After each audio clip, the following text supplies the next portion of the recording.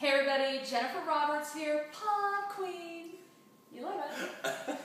It's so giggly. It catches me off guard every time. I know. I'm kind of bored with it, so I need to come up with something new, but it's kind of like, it's branded. Well, it's your thing, yeah. It's my thing. It's your sing-songy. Yeah. It's good. Yeah. I think you all remember Zack Hensley. He was here with his wife, Carrie. We talked about marriage. Yes. Today, we're going to talk about fatherhood. In honor of Father's Day. Yeah. Seems appropriate, doesn't it? Yeah, absolutely. We're kind of thematic here on the Pod Queen. We like themes.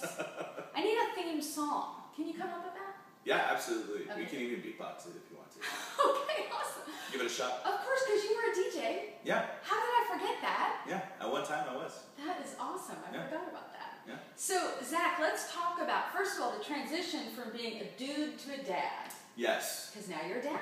Yes. And you're a father of two. Father of two.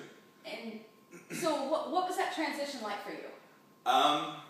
Pretty startling. I would say that... Like it? I would say that everyone tells you about what being a dad is about, or, you know, you hear, hey, when you're a father, you'll understand. Yeah. It's really true. When you're a father, you understand. Yeah. There's just something that shifts. Yeah. I remember when Natalie was born, it was the first second I saw her that it clicked. It was instant, unconditional love for a human I never met in my life. Like, my whole life, I remember everything in terms of ambition, in terms of life, got focused on her. I was like, okay, it's crazy, all of a sudden I felt everything revolved around her. It was just really interesting. And obviously, like, my life as a parent isn't revolved around whatever you want. But it definitely changed my entire worldview. Because suddenly it's there. Like, from where did this come? Yeah, no, it was startling. Like, what happened was, everybody breaks down and cries in the living room, and I was going in... Mainly the women. I was going in thinking, to be honest, and I told my wife that she knew this going in, is they made her watch all of the, like, birthing videos so you're ready, and I was like, this is going to be so gross, I don't want to, I get a queasy stomach easy.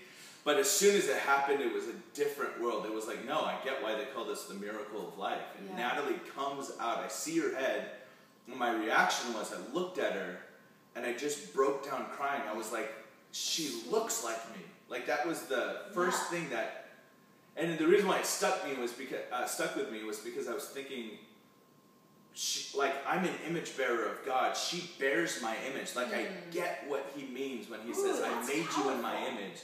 I see her in my image and go, oh, you're mine. I never thought about that, Zach. You're mine. Like, it did something to me. I broke down and just went, she is mine. She bears my likeness. Like, this is unlike anything I've ever experienced. And so from then on, her, and then the same thing with Evan when he was born, it was the same, like, oh my gosh, this little guy is ours. Like, we've been entrusted with heaven, with this eternal vessel that's going to live forever, one way or the other, but going to live forever. We've been entrusted with this eternal vessel, and they look like us, and I love them with everything. It was just the most profound thing I'd ever experienced. Right. That's amazing. Yeah. I've never made the connection between the image bearer thing. Yeah. Let's just have a pause moment. Yeah. That was deep. It's good. Give me a pipe right now and a smoking jacket. I just want to sit and ponder that thought. Go with me, if you will. Pop Queen's going to ponder.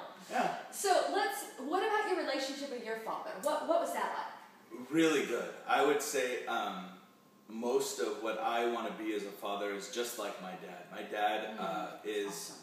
My dad and I are different in that he is a tradesman, construction worker guy, always has been. You know, he works for maintenance right now, and he's always just been a hard-working, diligent, faithful guy. One of the most faithful, hard-working guys. One of the things I remember about my dad and working is that growing up, we never had a lot of money. He was always, my parents were just figuring out life when we were kids. So, because my mom got saved when I was born, and then my dad, he was, you know, doing drugs or whatever up until I was about 7. And so they both get saved, and they're both trying to figure out how do we live life not like we used to. Right. And so they were trying to get out of all of their, you know, debt and previous bad decisions. And so we didn't have any money, but I remember my dad worked 2 jobs. He showed up every day, but the thing that I remember about him that always stuck with me was he would come in every morning and every night, and he would kiss my face about 1,000 times. Oh, and sweet. I just remember, I mean, he's this big, burly construction guy, smells like oil and sweat, and he's covered in just dirt, because he's literally working outside in the Phoenix, Arizona sun, you know, 12 hours a day. And he would just come in, I just remember clearly every day, I don't think he ever missed a day. He would wake me up and be like, I love you, and he would kiss my face. Oh my goodness. 5 or 6 times. And my dad was the most faithful guy in my life. My favorite story is he had got laid off because, you know, construction work job once it's done, like the job's done, you're done. He got laid off. I heard him and my mom arguing because they had no money and bills or whatever, and I was about 10. And I remember he just stops and he goes, you know what? We're not going to worry about this. And he grabbed me and said, we're going on an adventure. And we got in his pickup, and I remember we just went driving through the mountains in Arizona. And didn't even mention anything. Didn't mention that things were hard. I'm sure he was weighing heavy as a dad now, not having money, and like I'm sure that, I mean, it weighs heavy on your heart, but I just remember him smiling, and I remember us listening to Leonard Skinner, and I just remember us having a really good time. He loved really, really, really well. He's just such a good man. And so most of what I've, you know, been taught by him is how to be just a good man, how to love well, how to repent well. I feel like he and my mom both, whenever something went wrong, they made tons of mistakes. I mean, you know, they would fly off the handle and curse at us, or all that kind of stuff happened. But in the midst of it, can't remember a single time where they didn't sit us down and go, hey, that was wrong, what we did. That's really important. And we're sorry, and will you forgive us? And that built something in me as a kid going, wait, mom and dad are just weak and trying to figure it out, and I'm not going to hold. So I never held anything against them. As a kid. And so that's awesome. Everyone needs to hear that. Repent to your kids. Apologize. Own your stuff. Because, you know, when you have been hurt or upset by your parents, and if they come and repent, it validates the fact that it hurt. And then you can forgive them. Kids are resilient in that. Absolutely. I mean, I duct tape my kids all the time, and then I say I'm sorry, and they're fine with it. And they're totally cool. They're like, we even like the smell and taste of duct tape. It's healthy. Now, the funny thing that you just mentioned, my dad was a mechanic, and he worked at the sawmill. Oh, okay. So the smell of oil and sawdust, it's like, it's home to me. I love it. So I really appreciate that. That's what he smelled like. So just, you know, we only have a couple minutes left, but when you think about your children, and you look at Natalie, you know, and you're her father, wow, that's a heavy responsibility. It's joyous, it's terrifying, fear the Lord. What are the dreams in your heart for her? What kind of woman do you want her to be? I want her to be a woman that loves well and that loves Jesus well. When I was 18, I remember I was struggling to figure out what I was going to do with my life, as every 18-year-old does.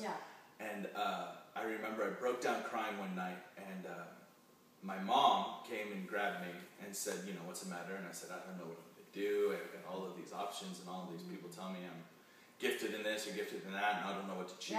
So much pressure. And I remember I was just weeping in the living room, and she just looked at me and said, son, if all that becomes of your life, if you work at McDonald's for the rest of your life, and you know, poor McDonald's workers, it's the job everyone points to as the worst job.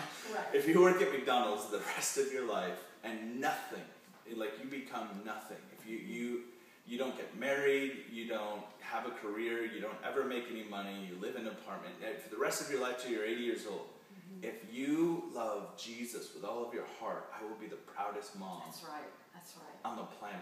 That's awesome. And that stuck with me with my daughter, is when I look at Natalie, I have so many dreams. The girl already is clearly brilliant and clearly talented. It's ridiculous. So many things, but she intimidates me.